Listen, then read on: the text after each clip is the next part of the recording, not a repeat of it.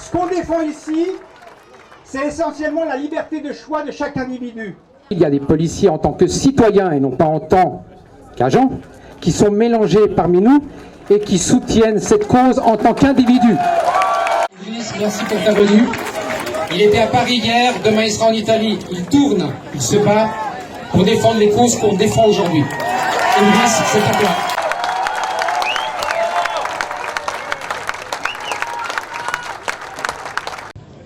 Vraiment, en plein soleil, devant les Nations Unies, à 2 pas de l'OMS.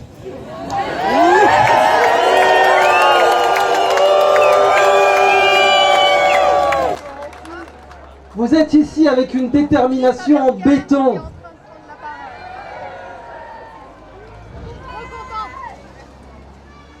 Je veux qu'on s'entraîne ensemble à rappeler ce point simple. Le pouvoir, c'est nous.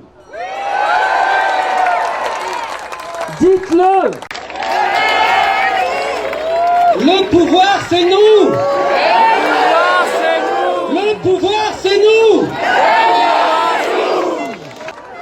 Le pouvoir, c'est nous. Rappelez-le. Rappelez-le en vous aussi.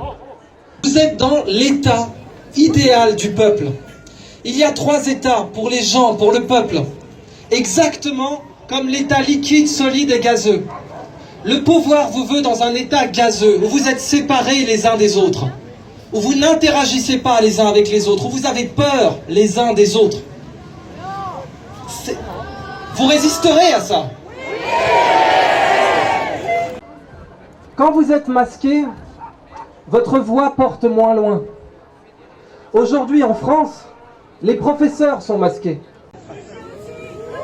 Les élèves sont masqués. Oui. Et comme un panneau l'a signalé ici dans la foule, ne serait-ce que pour les malentendants, c'est déjà un handicap supérieur. On ne peut plus lire sur vos lèvres. Bravo à vous, madame.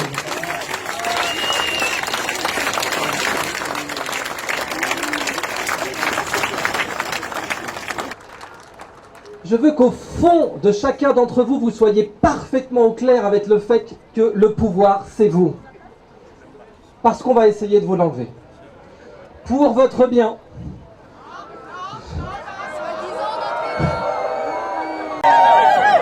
Évidemment, vous croyez que ce serait aussi évident que ça, qu'on viendrait en vous disant on abolit vos libertés publiques juste comme ça? Non, il faut des excuses pour ça.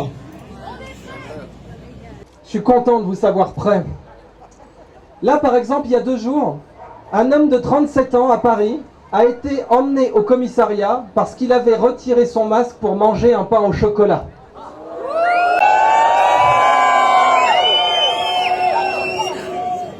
Oui, pardon, j'aurais dû dire chocolatine. Est-ce que vous vous rendez compte de la situation? Un type qui veut juste manger, on l'envoie au poste. Comment ça s'appelle ça en droit? De l'abus de pouvoir. De l'abus de pouvoir. C'est une qualification pénale en Suisse. L'abus de pouvoir, c'est une qualification pénale. Les gens qui pratiquent l'abus de pouvoir doivent être en prison.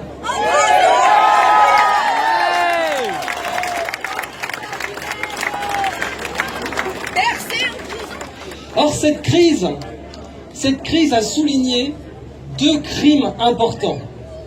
D'abord, l'abus de pouvoir, on l'a vu. Et croyez bien, moi je ne suis pas suisse. J'ai entendu dire qu'en Suisse, le pays le plus libre de la région, bon sang. C'est pour ça que je suis là. En France, je ne pourrais pas faire ce genre de manifestation. Je ne pourrais pas m'exprimer comme ça. En Suisse, j'ai entendu dire que votre plus haut procureur était aujourd'hui poursuivi pour abus de pouvoir. Est-ce que c'est vrai? Oui.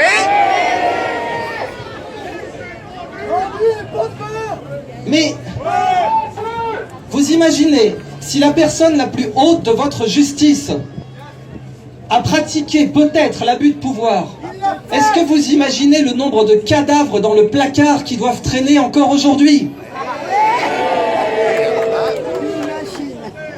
Exactement, on parle des services bancaires, on parle... Est-ce que vous imaginez peut-être le nombre de procureurs qui seraient prêts en Suisse à pratiquer l'abus de pouvoir pour vous retirer vos libertés?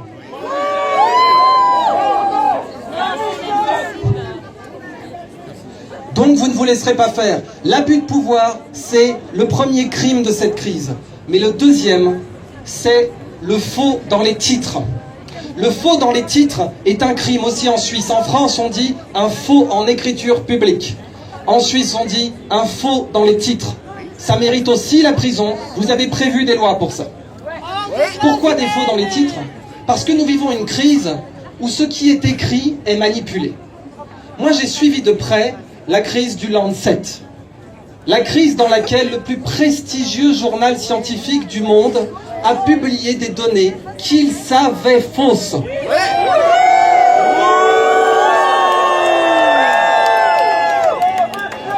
Et un étudiant qui avait le niveau maturité, le niveau bac, pouvait le repérer que ces données étaient fausses.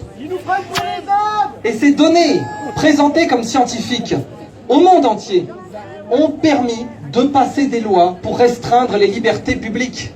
En France, Olivier Véran a fait interdire un médicament qui était en prescription libre depuis des décennies sur la base de cet article scientifique qui était faux.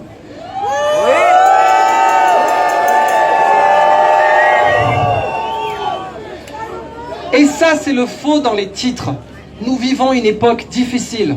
La crise de 2008 nous a rappelé que des titres financiers qui avaient été notés AAA valaient, pardonnez-moi, moins que de la merde. Et c'est ça la crise financière de 2008. On avait dit ces titres-là valent beaucoup, achetez-les. Les municipalités, les gouvernements, mettez la retraite des gens dans ces titres parce qu'on vous a écrit qu'ils valaient beaucoup. Et ça, c'est la crise de 2008. Eh bien, la crise de 2020, ce sont d'autres titres dont on vous dit qu'ils sont notés AAA. Ce sont d'autres choses dont on vous dit qu'elles sont validées scientifiquement alors qu'elles ne le sont pas. Il n'existe aucune preuve scientifique du succès médical du confinement. Aucune.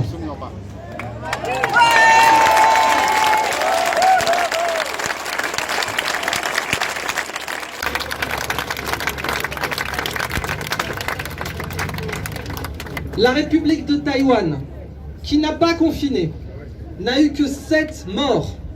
Ils sont 23 millions d'habitants.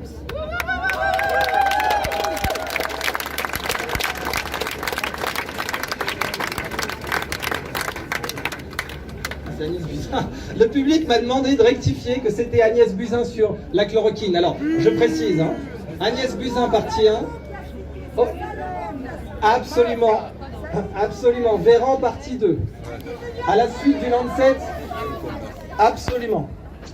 Donc, vous avez devant vous quelqu'un qui avait soutenu les masques en début d'épidémie. J'avais soutenu les masques en début d'épidémie, j'avais dit, écoutez, on doit pouvoir avoir cette liberté, parce qu'il y a une corrélation. Une corrélation. Est-ce que ça rendait les gens plus vigilants au fait de se laver les mains? On peut vous le dire aujourd'hui, on a les données scientifiques, c'est les mains qui sont importantes, vous les lavez, c'est tout. Comme pour n'importe quel.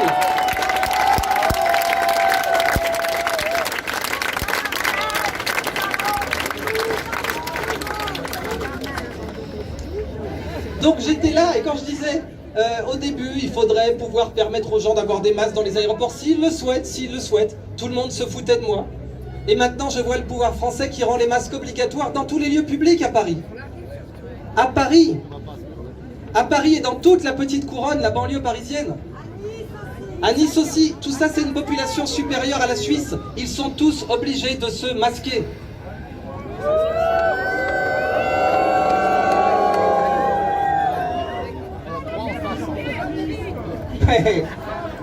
Sauf les journalistes à ce qu'on dit, sauf les ministres aussi, hein. La situation est grave, mais vous êtes venus ici avec une détermination ferme, celle de montrer au monde qu'on ne peut pas vous retirer vos libertés.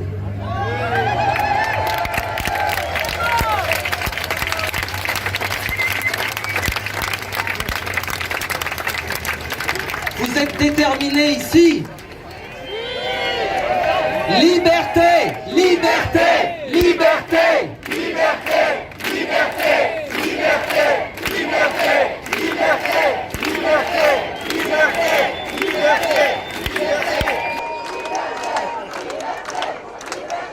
vous êtes déterminés ici à montrer que l'abus de pouvoir ne passera pas. Que les faux dans les titres ne passeront pas. Imaginez, si on peut falsifier de la documentation scientifique, demain, imaginez une autorité de recours, un procureur qui falsifiera des rapports. Est-ce que vous êtes prêts à vivre dans un monde comme celui-là?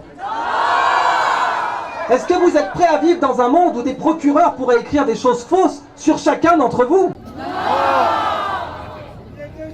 Ça commence, et certains ont dit on y est déjà.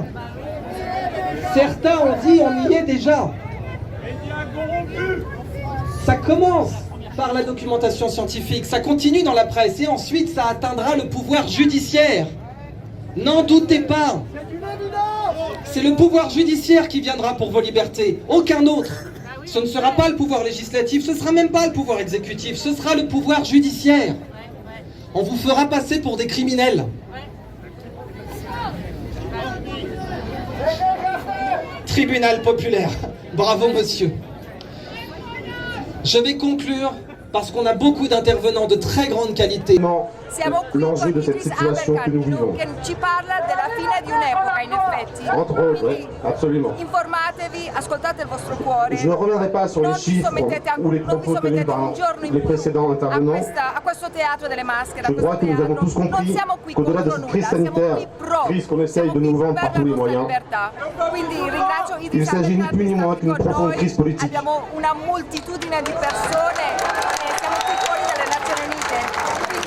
Aujourd'hui donc, on ne peut plus respirer et se promener librement. Pour le bien-être, voire la survie de tous, à tous, le droit de vivre comme il entend. Pourtant, maintenant que nous avons des quantités astronomiques de masques, nous devrions être tous sauvés. Ceux et celles qui sont fragiles ou qui ont peur auraient, à travers l'usage du masque, de quoi être rassurés, n'est-ce pas?